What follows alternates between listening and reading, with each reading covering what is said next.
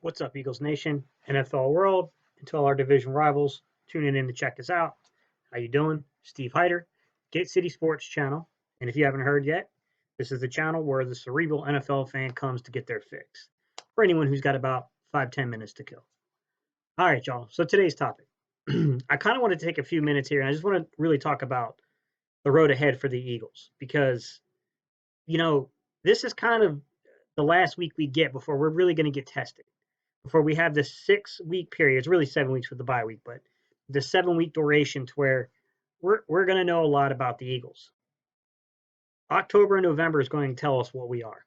It's going to tell us if we are serious contenders, if we're a playoff team, if we got this division in our future. It's going to tell us everything we need to know. And that's what I want to jump in today. What is the long stretch for the Eagles? All right, y'all, let's jump to the topic. 4 men on the rush. Keenum throws. He's passing. Robinson back the other way. Looking for a block. Gets it. Robinson for the touchdown.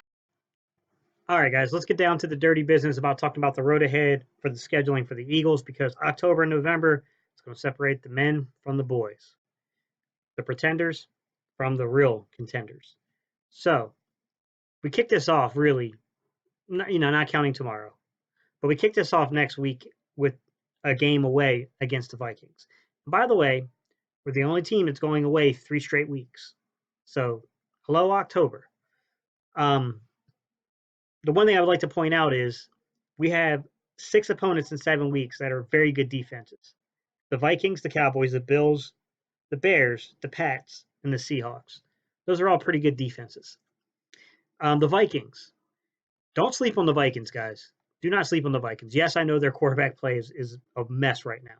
With that said, this is a 14-14 all-time series, and this is a rivalry that has gone back to 1962.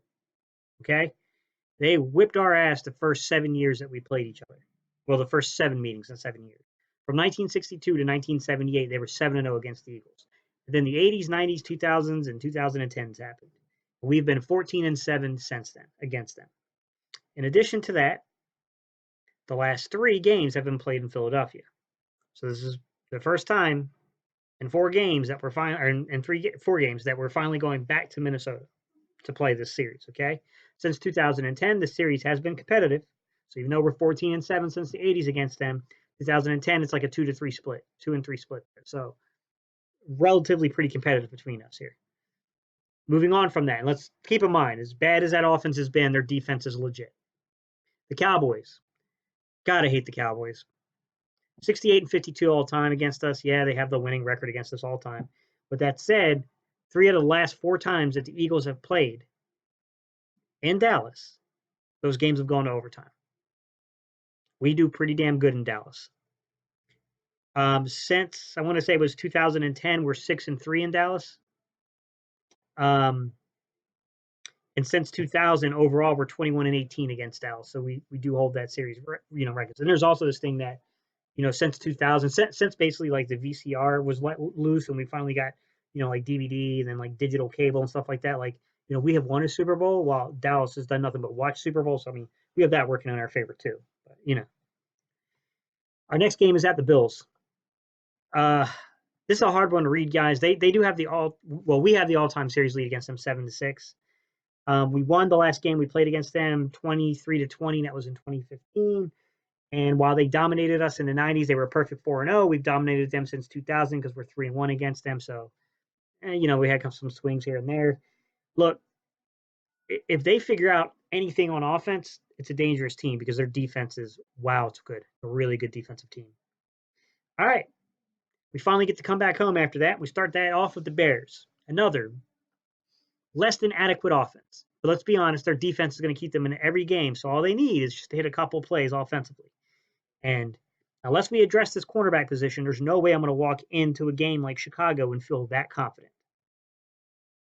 Because I'm not going to sit there and say it's 100% we're going to win those games. We should win them. I think we have the better team. But that secondary can make even a guy like Chase Daniels or Mitchell Trubisky look. So we've got to address the secondary, guys. I think this Jets game is going to be where we're like, okay, we can't keep going on. This has got to happen. All time, the Bears are 29-15 against us. They have a very commanding series lead against us. With that said, they've dropped 4 in a row to us. So there is that. We're on a 4-game winning streak against them. And I believe we're 9-4 against them since 2000. So since 2000, we've got a pretty commanding lead on this division, or this series, not division, but the series. We have a bye week following that, and then we get the Patriots after that. We are 8-6 all time against the Patriots, so we are in the win column there. And we've won the last 2 in a row, including a very thrilling game in February of 2018. I don't know if you guys got a chance to watch that game, but it was thrilling. All right.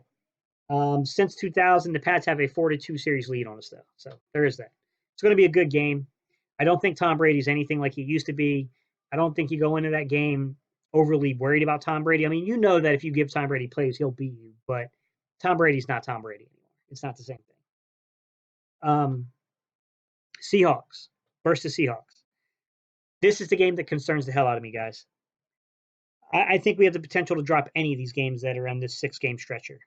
Over the 7-week, 6-game stretcher, we have the, there is the chance we can drop any one of these games. But the Seahawks, it's the game that concerns me the most, and I'm very happy that game is in Philadelphia. They have an all-time 9-7 series lead on us. More importantly, they have Russell Wilson, who's one of the most dynamic players in the NFL, and he's certainly the most dynamic player we're going to play on this schedule, this portion of the schedule. With that said, we've also dropped 4 in a row to the Seahawks, and that is very disappointing. We've dropped 4 in a row, and since 2000, we're 3-6 against them. To me, this is the game where I feel like we can measure ourselves a little bit. Because if we come out of this game, we can beat the Seahawks, and we can beat them convincingly. And I'm not sleeping on the Seahawks because that defense is better than advertised. It's got a pass rush, and Carson and Wilson. It's a dynamic team, man. Lockett, they've got some players there. They're good enough to beat people. To me, this is all about catching fire at the right time, guys. If we can come out of this 4-2, 5-1, God forbid if we go 6-0, man, we're gonna burn Philly down if we go 6-0 on the schedule, guys. We're gonna be rolling. If we come out of that at minimum 4-2, guys, there's a real possibility with the cupcakes we're gonna be eating on in December. Because we get basically that same schedule Dallas got to play in September, we get it in December. So we're going to be feasting upon those cupcakes. Man, this sets us up to be at minimum 12-4. Because, I mean, it's a possibility you could drop a rival game. I don't anticipate it, guys. I think we're going to go probably at worst 11-5 and most likely 12-4, 13-3. That sets us up with the possibility of being the number 1 seed and having home field advantage throughout the playoffs. So you beat some of the best that the league has to offer. I'm not going to say you beat all the best, but you beat some of the best defenses, absolutely, that the league has to offer. And then we get to play a cupcake schedule in December, so now we get to catch fire. If we have health, we catch fire at the right time, and we've already beaten some of the best defenses, some of the best teams in the league, and we get that home field advantage. That's how Super Bowls are won. And that's what I'm going to end with, guys, is that this, I think, is the recipe, guys. Is what we're going to do in October and November is going to indicate to us how serious of a contender we really are. Power rankings mean nothing. What you do in September to me means nothing. You've heard it said by a lot of content creators. I'm just going to pile onto it. I'm sorry, but Super Bowls are not won in September. They're not. They're just not. Super Bowls to me are won in November and December is when you get to really start seeing who the true contenders are, right?